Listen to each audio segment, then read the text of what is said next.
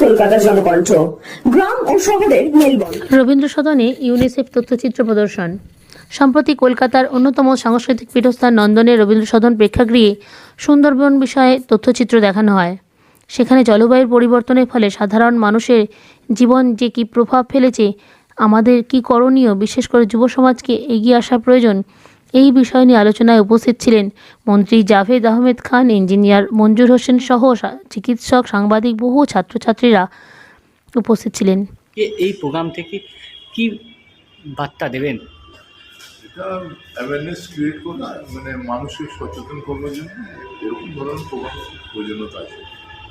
আমরা সুন্দরবন বেড়াতে যাই, সুন্দরবনের সমস্যাটা আমরা জানি, যদি জানি নিশ্চয়ই, তাহলে আমরা ওটা সমাধান করবার জন্য সব একসঙ্গে আসতে পারি, সেই চেষ্টাটা হচ্ছে। এবং আজকে এই চলচ্চিত্রের মাধ্যমে, এখন তো মানুষ আর তো প্রিন্ট মিডিয়া পড়তে চায় না, ভিডিও এবং ইন্টারনেট এবং টিভির মাধ্যমে এবং এর মাধ্যমে মানুষ সচেতন হচ্ছে। এই ভালো একটা উদ্যোগ। চলচ্চিত্রের মাধ্যমে সুন্দরবনের যে সমস্যাটা এবং সুন্দরবনে কী আছে, কী অসুবিধা, কী সুবিধা আছে, মানুষ এখানে কীরকম বসবাস করে, কী দরকার আছে, সেটা যখন এর মধ্যে থেকে দেখবেন, মানুষ তখন চিন্তা করবে সত্যি তাদের পাশে দাঁড়ানো দরকার। এটাই চেষ্টা। সুন্দরবন তো কলকাতা অক্সিজেন ভান্ডার বলা হয়, সেই জায়গায় কলকাতাবাসী অতটা সেইভাবে গুরুত্ব দিচ্ছে না। ভান্ডার না, সুন্দরবন তো আছেই অক্সিজেন। এই শীতকালটা যেটা আছে, এটা হচ্ছে বলছে কলকাতা ফুসফুস, লাংস আছে। এইখানে যে ওয়েটল্যান্ড আছে, ওয়েটল্যান্ড আলটিমেটলি সুন্দরবন এবং বিদ্যাধারের মাধ্যমে সুন্দরবনে কানেক্ট করে। তো এটা সুন্দরবন যদি এফেক্টেড হয়, তাহলে কলকাতা এফেক্টেড হবে, আমরা এফেক্টেড হবো। সেই জন্য সুন্দরবনকে বাঁচাতে হবে। আজকে এই প্রোগ্রাম থেকে কি বার্তা দেবেন? আপনারা হয়তো জানেন যে জলবায়ু পরিবর্তন, বা আমরা যেটা ইংরেজিতে বলি ক্লাইমেট চেঞ্জ, এটা এখন একটা বড় ধরনের ক্রাইসিস বলতে পারেন। তো এই ক্লাইমেট ক্রাইসিস থেকে এটার যে মিটিগেশন, প্রিভেনশন, এটার বিরুদ্ধে যে আমাদের যে যুদ্ধ, পৃথিবীটাকে বাঁচানোর জন্য, টু সেভ দ্য প্ল্যানেট, এটা আমরা সরকারের সঙ্গে একসঙ্গে কাজ করছি, সরকারকে কারিগরি সহযোগিতা দিচ্ছি। কিন্তু এর সমস্যাটা এটা কি, এইটার ব্যাপারে মানুষের মধ্যে যে একটা সচেতনতা সৃষ্টি করা, এটা আমাদের একটা বড় কাজ। বা এই সচেতনতা সৃষ্টির মধ্যে সবচেয়ে বড় যে যারা ভূমিকা রাখতে পারে, তারা হচ্ছে যুব সমাজ। আমরা অ্যাডলেসেন্ট ইয়াং পিপল বলি। আমরা যার জন্য আজকে অনুষ্ঠানটার নামও দিয়েছি আমরা youth conclave on climate action. আমরা যুব সমাজের অংশগ্রহণ জলবায়ু পরিবর্তনের থেকে পৃথিবীকে বাঁচানোর জন্য, টু সেভ দ্য প্ল্যানেট।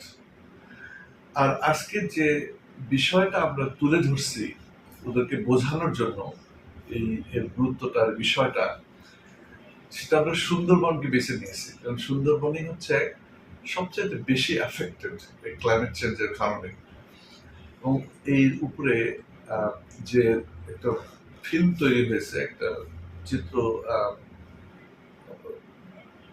বানানো হয়েছে, সেটাকে আমরা দেখালাম যাতে করে মানুষ ওটা দেখে বুঝতে পারে যে আসলে সুন্দরবন কিভাবে এই ক্লাইমেট চেঞ্জ বা জলবায়ুগত পরিবর্তনের কারণে বিভিন্নভাবে ক্ষতিগ্রস্ত হচ্ছে এবং মানুষের এখানে বসবাসের জন্য সম্পূর্ণরূপে ঝুঁকিপূর্ণ হয়ে গেছে।